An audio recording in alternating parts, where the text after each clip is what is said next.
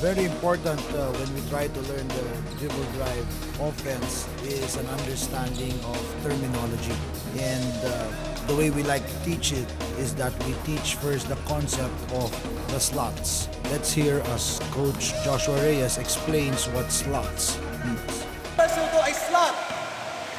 S-L-O-T. Okay, slot. Okay, this is the right slot. Okay, right slot. Left slot.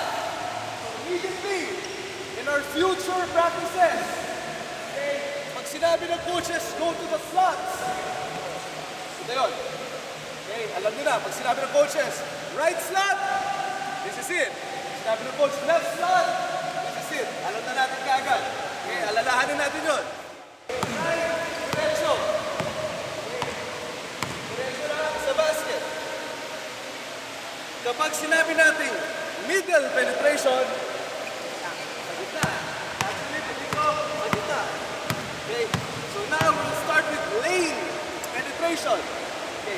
Okay, before we penetrate, remember, every time tayo na-drive, kailangan balikat natin yung naka-square sa basket. Squaring our shoulders to the basket is very, very important. It really determines what a good drive is. We don't want to drive going away from the basket. And to teach that, we say that when you're driving, your shoulders must be square to the basket. Sa floor, sa sahig, dribble tayo, papunta sa ring. Okay, tintin natin nakatapat sa ring. So every drill we do in dribble drive, okay, our shoulders will always be square to the ring. So now, here's what we'll do. On any kind of lane or straight penetration, what the opposite slot is looking at is when his teammate goes below the free throw line. When he is what we call taken a piece of the lane, then that's his cue to drag or fill behind him, waiting for what we call the drag pass. Pag nasunod ko siya, tsaka ako pupunta sa likuran.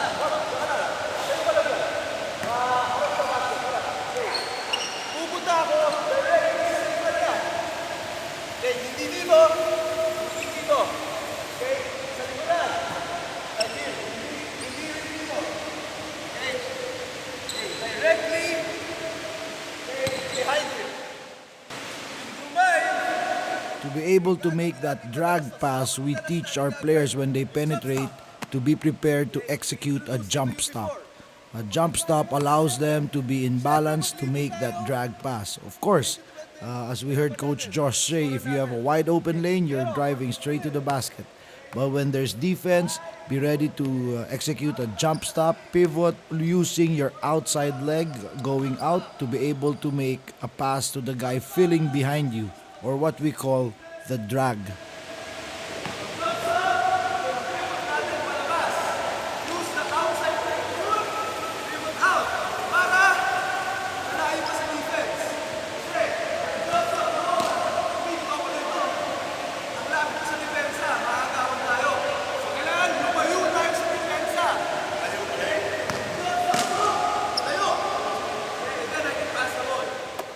That last point was very crucial. In this offense, a lot of things can go wrong, but the worst thing is for any player to pass and stand.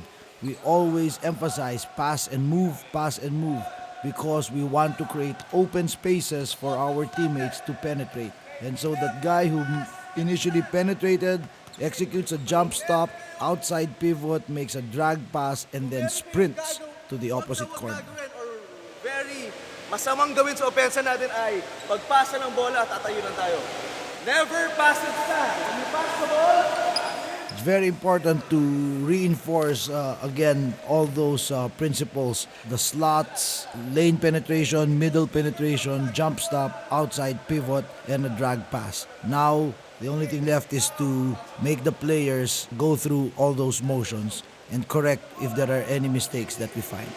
kailangan gumagalaw. It's one of the most often seen mistakes that we find when we teach this offense, especially to newer teams, is that no matter how much we say it, never pass and stand, inevitably somebody is going to do actually pass and stand. And so it's very important for us coaches to remind them and tell them, explain the value of making that pass and moving, because again, that creates spaces for our teammates to penetrate. Drag, ibig sabihin nun, pupunta ka sa likuran na nag-drive.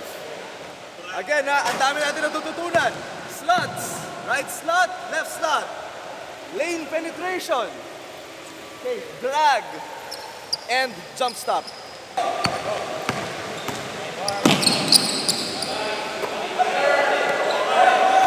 Never pass and stand.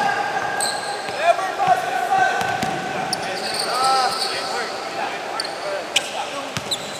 Yung jump stop natin, pwedeng ano lang, dito lang ha. Hindi pang Olympics na. Dito lang. Titigil na tayo.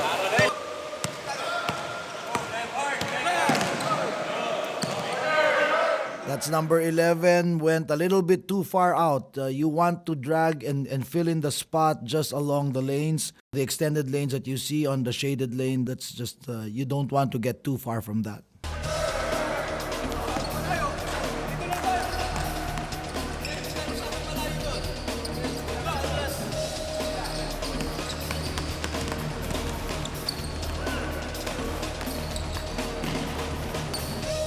So that's it for the first day of teaching on the dribble drive offense. We introduced the concept of the slots. We introduced the terminology of the lane or the straight penetration into a jump stop, outside pivot, making the drag pass. We emphasized the importance of timing, where the drag man starts his move only when he sees the lane penetrator going beyond the free throw line, getting deep into the shaded lane.